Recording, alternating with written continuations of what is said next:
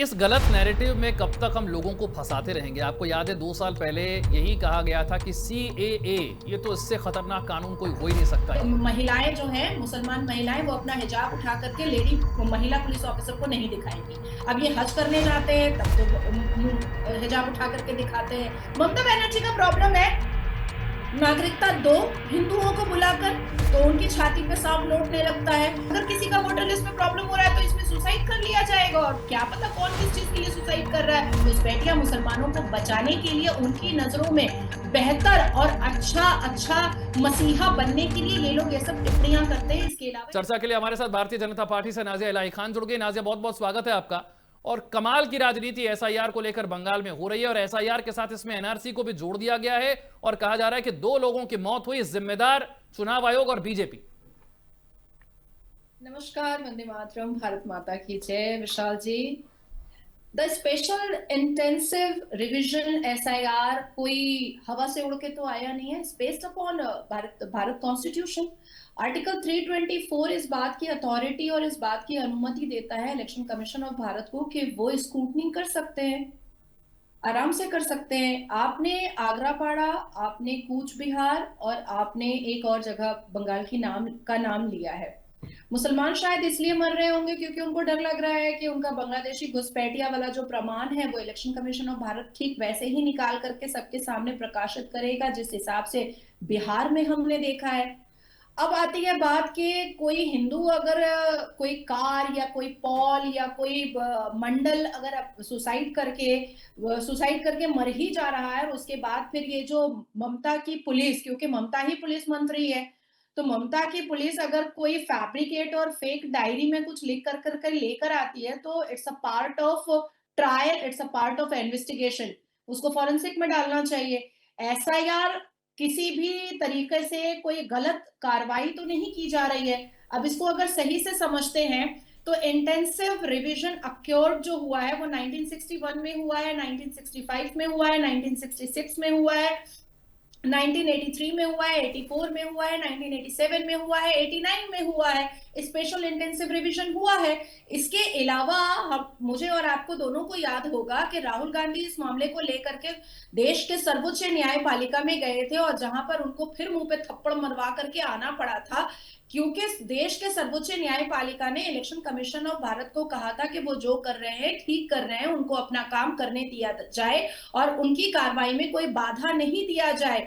अगर किसी का नाम गलत है वोटर लिस्ट में तो जाहिर सी बात है कि ये तो स्टेट गवर्नमेंट की कमी है ना। अब जैसे मेरे वोटर लिस्ट में आज भी 11 मार्च है, जबकि मेरा जो बर्थडे डेट है वो 11 फरवरी है। मेरा जो पूरा डीओ भी है, डेट ऑफ बर्थ है, वो 11 फरवरी 1990 है, और इन्होंने 11 मार्च 1989 लिख करके रखा हुआ है, और वही गूगल पर भी घूम रहा है, और लोग मेरी उम्र को बढ़ा बढ़ा करके बोलते हैं। कुछ लोग तो 75 साल की मुझे बना देते हैं। तो ये तो स्टेट गवर्नमेंट का प्रॉब्लम है ना, कि अगर राज्य के कोई वोटर जाता भी है अपने वोटर आईडी कार्ड को ठीक करवाने के लिए तो 3-3 साल 4-4 साल लग जाता है। मैंने 2019 में अपना वोटर आईडी कार्ड ठीक करने के लिए फॉर्म फिलअप करके दिया है ग्रिश पार्क में जो ब्लॉक ऑफिस है, जो बोरो 4 की ऑफिस है, उसमें मैंने 2019 में दिया है फॉर्म फिलअप करके कि मेरा भाई 11 मार्च नहीं 11 फरवरी है, 1989 नहीं 1990 है। आज 2025 खत्म होने वाला है, अक्टूबर खत्म हो रहा है, लेकिन अब तक कोई भी मुझे उसका फ्रूटफुल रिपरकशन नहीं मिला है। अब तक मेरे वोटर लिस्ट में वही चल रहा है। तब आप सोचिए कि ये तो प्रॉब्लम उनका है। अगर किसी का वोटर लिस्ट में प्रॉब्लम हो रहा है तो इसमें सुसाइड कर लिया जाएगा, और क्या पता कौन किस चीज के लिए सुसाइड कर रहा है। ममता बनर्जी का प्रॉब्लम है नागरिकता दो हिंदुओं को बुलाकर, तो उनकी छाती पे सांप लौटने लगता है। एनआरसी के द्वारा बांग्लादेशी घुसपैठियों को और रोहिंग्या घुसपैठियों को, अफगानी घुसपैठियों को, पाकिस्तानी घुसपैठियों को, पेशावरी घुसपैठियों का हिजाब खोल करके बाहर निकालो तो उनको बुरा लगता है। संविधान के आर्टिकल 44 को इम्प्लीमेंट करने की बात होती है तो वो ईद की नमाज में खड़े होकर के लाखों लाख मर्दों के सामने अकेली औरत खड़े होकर के कहती है कि तुम लोग यूसीसी लाने दे दोगे केंद्र की सरकार को, मोदी को, अमित शाह को, तो तुम लोगों को 4 शादी करने को नहीं मिलेगा। तो आप सोचिए कि ये लोग देश का भला चाहते हैं क्या? बिल्कुल नहीं चाहते। ये तो देश का बुरा चाहते हैं। इंदिरा गांधी जी ने एक इंटरनेशनल प्लेटफॉर्म पर, इंटरनेशनल डायस्पोरा पर, इंटरनेशनल मीडिया के सामने कहा था कि जो घुसपैठिए हैं उनको निकलना पड़ेगा, जो घुसपैठिए हैं उनको जाना पड़ेगा। राजीव गांधी ने ये बात कही थी कि जो कोई भी आजादी के वक्त में घुसपैठिया बन करके आया है और यहाँ पर रह रहा है, उसको एक ना एक दिन जाना पड़ेगा। सेम यही बात मनमोहन सिंह ने भी कहा था कि जो घुसपैठिया है उसको जाना पड़ेगा। तो सेम वही बात अगर अमित शाह जी और मोदी जी कह रहे हैं कि एनआरसी के द्वारा उनको उनका नहीं, पर इसमें एनआरसी की बात आई कहां से नाजिया? मैं तो ये कह रहा हूं, यहां पर तो एनआरसी के डर में लोग जान दे रहे हैं। मैं ये कह रहा हूं एनआरसी हो कहां रहा है? हो तो एसआईआर रहा है। और अगर एनआरसी भी हो रहा होता तो क्या हो जाता? क्या उसके लिए किसी को मरना पड़ेगा? अगर एनआरसी हो जाएगा तो इस बात का इतना डर है कि आप अपनी जान दे देंगे? विशाल जी, आपको याद होगा और उस कॉन्क्लेव में मैं भी थी, स्वरा भास्कर ने बिल्कुल एनआरसी की कोई ड्राफ्टिंग नहीं हुई थी उस वक्त और सीएए की भी कोई ड्राफ्टिंग नहीं हुई थी, पर वो बच्चा पैदा होने से पहले मुंडन करवा दी थी और वो काजल वाजल भी लगवा दी थी। तो एनआरसी की तो अभी तक पूरी ड्राफ्टिंग भी कंप्लीट नहीं है केंद्र की सरकार के पास और एनआरसी इंप्लीमेंट हुआ भी नहीं है। और एसआईआर से जब इतना डर लग रहा है तो अब आप सोचिए कि एनआरसी से कितना ज्यादा डर लगेगा। एसआईआर जो है वो इलेक्शन कमीशन ऑफ भारत का रोल है, उसमें देश के केंद्र की सरकार का कोई रोल ही नहीं है। ये लोग हमेशा सीबीआई को देश की सरकार में जोड़ देते हैं, ईडी को, एनआईए को, एनएसजी को, सबको देश की सरकार में ही जोड़ देते हैं। तो क्या ये लोग भी यही कर रहे थे क्या? जब जब 53-54 साल जब कांग्रेस की सरकार थी तब ये लोग यही कर रहे थे क्या? एसआईआर तो देखिए होकर रहेगा और अगर वाकई में इनके पास कोई प्रमाण है, वाकई में कोई व्यक्ति सुसाइड कर रहा है एसआईआर ना हो इसके लिए, एसआईआर के दर्द से, तो जाओ, देश का सर्वोच्च न्यायपालिका तो खुला हुआ है। और कल्याण बैनर्जी तो मेंबर ऑफ पार्लियामेंट होते हुए वो पार्लियामेंट जाता नहीं है, वो तो स्पीकर को बोलता है कि मेरा सुप्रीम कोर्ट में मामला था इसलिए मैं लेट से आया हूं पार्लियामेंट में। तो कल्याण बैनर्जी तो सुप्रीम कोर्ट में बैठा ही रहता है। तो जाए जाकर के, हिम्मत है तो जाकर के जरा बताएं सुप्रीम कोर्ट को कि हम ऐसा एसआईआर नहीं होने देंगे।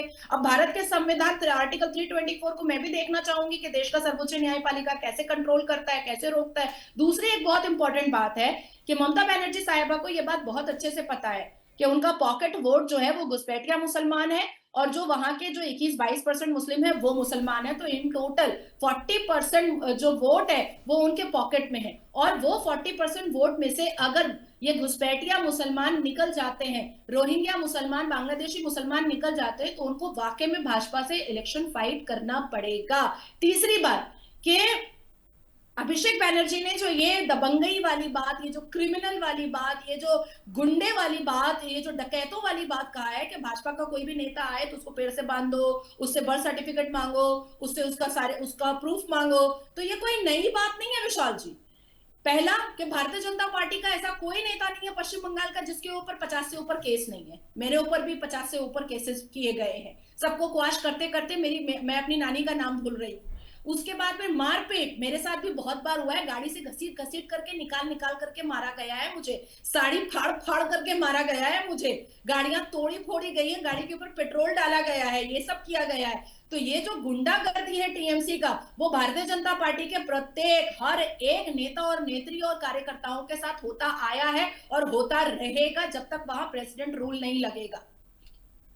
मेरा अगला प्रश्न यही था कि क्या बहुत बड़ी चुनौती नहीं होने वाला एसआईआर की प्रक्रिया को बंगाल में करवाना? क्योंकि बयानबाजी एक तरफ है, हमने बंगाल में बहुत गंभीर, बहुत सीरियस हिंसा होते हुए देखी है, लोगों की जान जाती है चुनाव में, और अगर एसआईआर की इस प्रक्रिया के दौरान वही हालात हुए जो सीएए को लेकर थे, तो क्या यह प्रक्रिया हो भी पाएगी बंगाल में?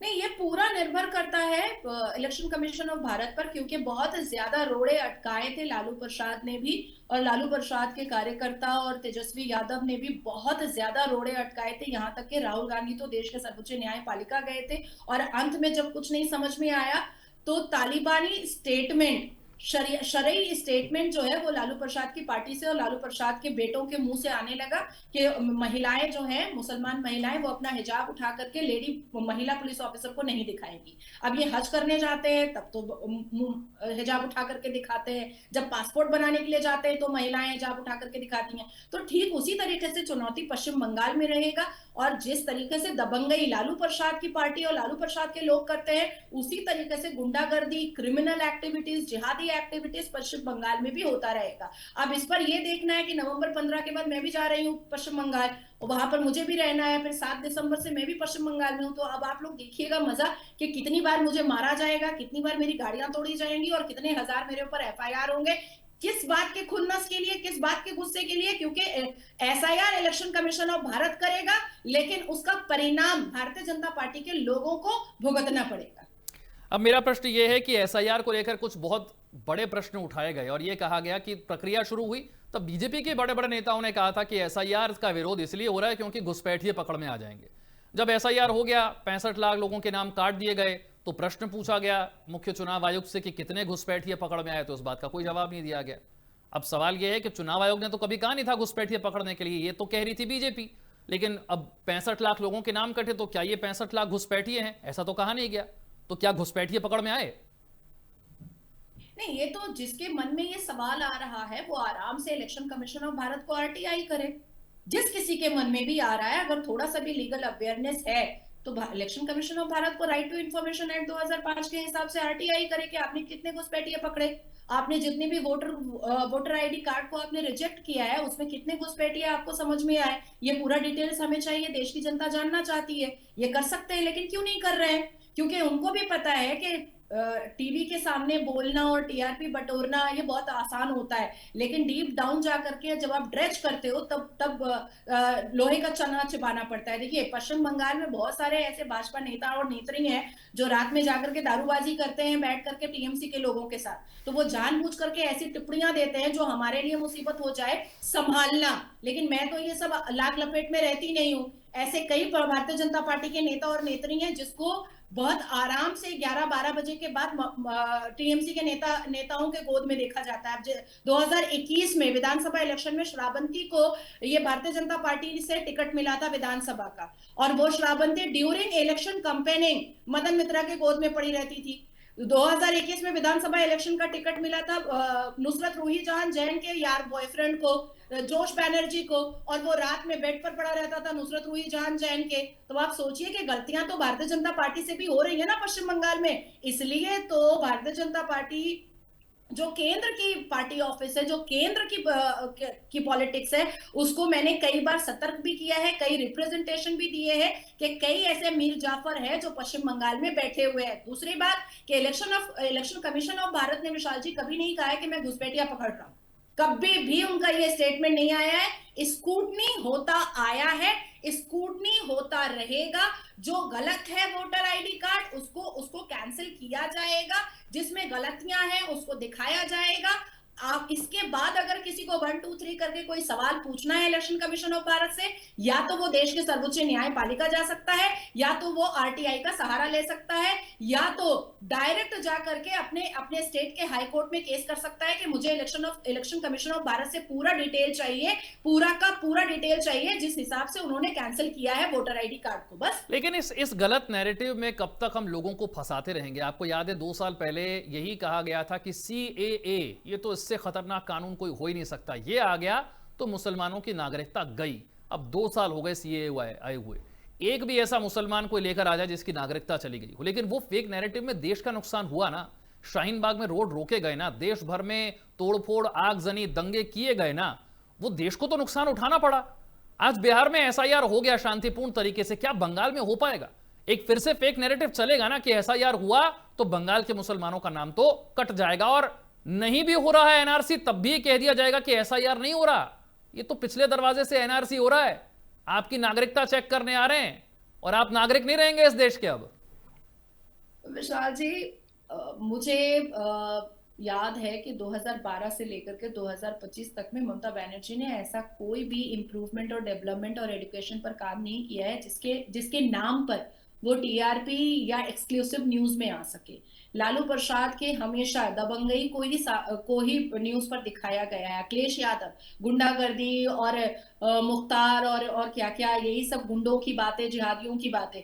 तो क्योंकि ये अच्छा कुछ करते नहीं है, देश के लिए, देश के नागरिक के लिए और अपने राज्य के लिए, तो करेंगे क्या? टीवी पर आएंगे कैसे? तो ये सारी जिहादी मानसिकता को सामने रख करके और केंद्र की सरकार या अलग अलग एजेंसी जो अपना काम करती है और संवैधानिक तरीके से करती है, उसको टारगेट करके सिर्फ टीवी चैनल पर टिके रहने के लिए और घुसपैठिया मुसलमानों को बचाने के लिए उनकी नजरों में बेहतर और अच्छा अच्छा मसीहा बनने के लिए ये लोग ये सब टिप्पणियां करते हैं। इसके अलावा इनके पास तो कुछ है ही नहीं। अभी आप पूछिए ममता बनर्जी से कि पार्टी के किसी भी प्रवक्ता से कि एडुकेशन पर कितने काम हुए। ममता बनर्जी ने कहा था उर्दू को दूसरी सरकारी जुबान बनाएंगी, बनाई वो। और उन्होंने दिल्ली जामा मस्जिद में बुखारी के बगल में बैठ करके कहा था, वो आज भी सहारा न्यूज़पेपर का वो कटिंग मेरे पास आज भी है। बुखारी के पास बैठ करके बगल में कहा था, क्या क्या पश्चिम बंगाल में उर्दू दूसरी सरकारी जुबान बनी? नहीं बनी। ममता बनर्जी ने कहा था कि जितने भी मदरसे हैं उसको हम गवर्नमेंट अफिलिएट करेंगे, तो क्या वो कर पाई? नहीं कर पाई। एडुकेशन पर उन्होंने कोई काम नहीं किया। उन्होंने कहा था कि पश्चिम बंगाल को वो लंदन बना देंगी, तो क्या वो लंदन बना पाई? नहीं बना पाई। उन्होंने कहा था कि वो मुसलमानों के लिए बहुत बेहतरीन कंप्यूटर देंगी, उनके एडुकेशन पर काम करेंगी, तो क्या वो कर पाई? नहीं कर पाई। तो इसलिए ये सारी चीजों को लेकर के वो सिर्फ सेंट्रल गवर्नमेंट को टारगेट करती है, दैट्स इट। इसके अलावा कुछ नहीं करती है। और यही मुद्दे उनको टीवी चैनल पर लेकर के आ जाते हैं, तो उनकी टीआरपी भी हो जाती है, सस्ती लोकप्रियता भी हो जाती है। इसके अलावा और क्या चाहिए? और तो कुछ चाहिए नहीं। मैं